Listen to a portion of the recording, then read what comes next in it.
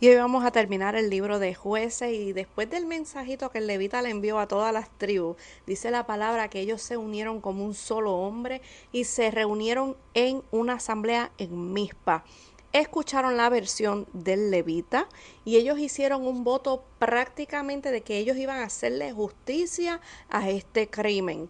Enviaron un mensaje a los de Benjamín, pero ellos, dice la palabra, que no quisieron escuchar.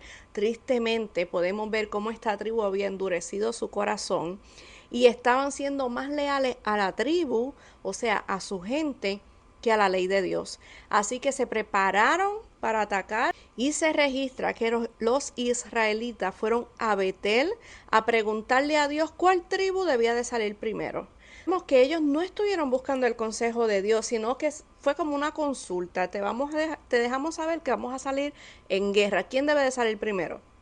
Por lo que vamos a ver que en dos ocasiones, cuando los israelitas atacaron a los de Benjamín, perdieron grandes cantidades de guerreros. Y no fue hasta que ellos se humillaron, ayunaron, llevaron ofrendas quemadas, ofrenda de paz y buscaron la dirección del Señor, como que ahora sí fueron a preguntarle.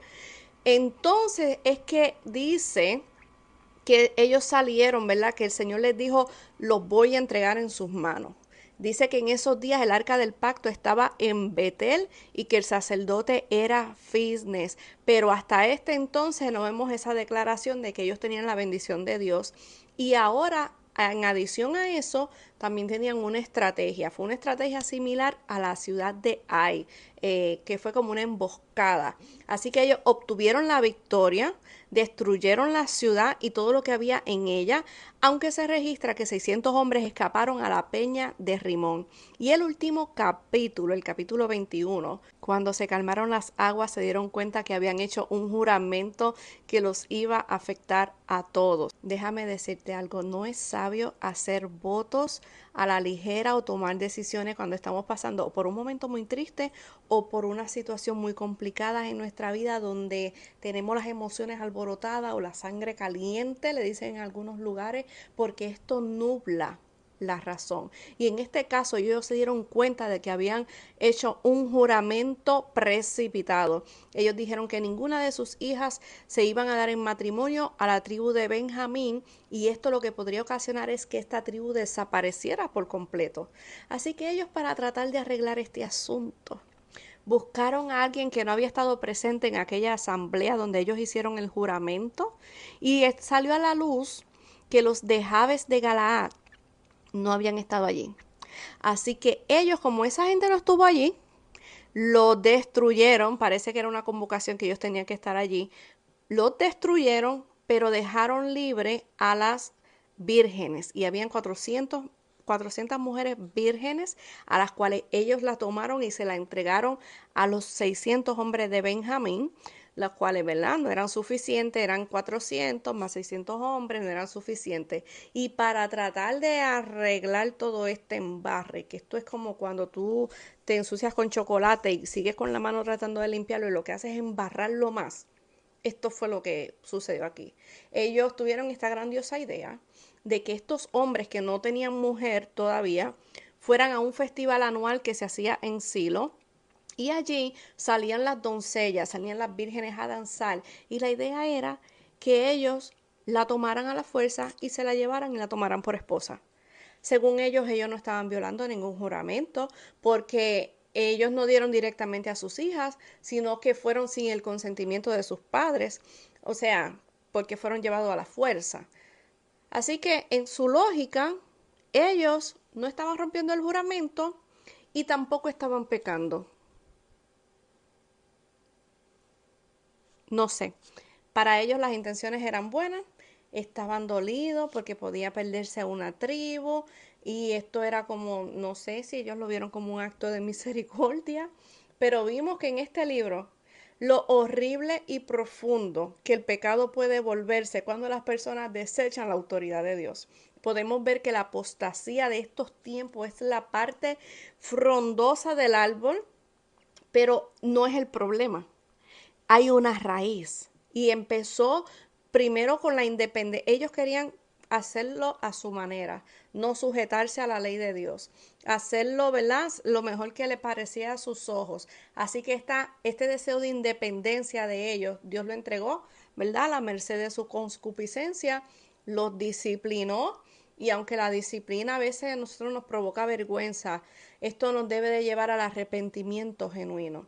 Gocémonos cuando seamos disciplinados, porque el objetivo siempre va a ser que traiga restauración, como dice la palabra en Hebreo capítulo 12, del 9 al 11.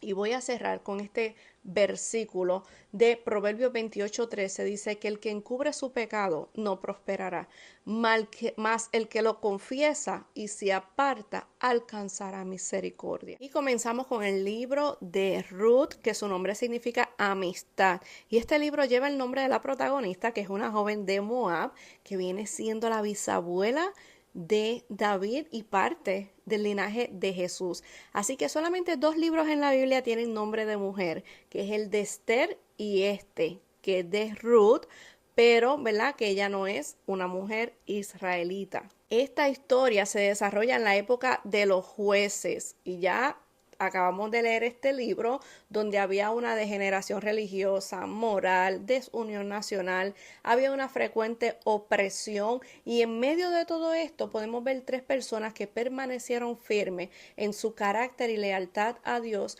aun cuando todo a su alrededor estaba colapsando. Y en esta historia de amor vamos a ver cómo Dios recompensa a los que confían en Él. Este libro muestra la fidelidad, la bondad, la integridad, la protección y la bendición de Dios. Y este libro comienza con la historia de Noemí, en donde estaban en Belén, ella y su esposo. En un tiempo de hambruna se mueven a Moab con sus hijos, Malón y Kelión, y allí ellos se casan, sus hijos, con unas mujeres moabitas, que es Ruth y Orfa. O sea, en un periodo de 10 años, la historia nos cuenta que murió el esposo de Noemí, Elimelech, murieron sus 2 hijos, así que estas 3 mujeres quedaron viudas y sin descendencia. Noemí decide volver a Belén y le dice a sus nueras que se regresen a su tierra. Y vemos, ¿verdad?, que Orfa regresa, intenta quedarse, pero al final regresa. Mientras que Ruth se niega a abandonarla, haciendo la poderosa declaración famosa, ¿verdad? Tu pueblo será mi pueblo y tu Dios será mi Dios. ¿Qué nosotros podemos ver en este capítulo? Vemos la lealtad y el compromiso, que son valiosos, que Ruth decidió seguir a Noemí y al Dios de Israel sin saber lo que le esperaba. Y hoy debemos confiar más que nunca en Dios, aún en medio de nuestras incertidumbres. Nuestro pasado no nos define. Ruth, siendo moabita, un pueblo enemigo de Israel, fue aceptada por Dios por su fe, porque Dios recibe a cualquiera que venga a Él con un corazón sincero. Dios puede restaurarnos en medio del dolor, en tiempos de dolor. Noemí regresó a Belén amargada, pero Dios tenía un plan mayor para ella, un plan de restauración que vamos a seguir desenlazando en el día de mañana. Hasta aquí el resumen de hoy.